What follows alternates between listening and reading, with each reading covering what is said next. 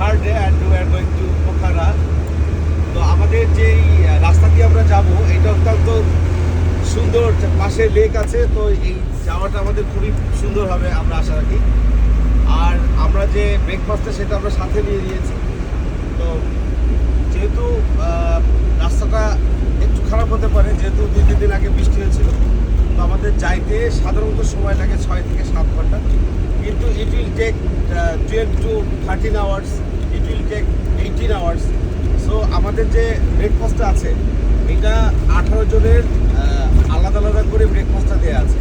তো একটা ফ্যামিলি ব্রেকফাস্টটা করার সময় যেন সবগুলো না খুলে ফেলে, মানে দেখা যাচ্ছে যে একটা ব্রেকফাস্ট হয়তো সে কমপ্লিট করতে পারছে না। এই জন্যে ফ্যামিলি ওয়ারি যদি ব্রেকফাস্ট থাকে আমরা রেখে দেবো, কারণ রাস্তায় এরকম হতে পারে যে আমরা নির্দিষ্ট হোটেলে যে আমরা লাঞ্চ করবো এটা দেরি হতে পারে আমাদের।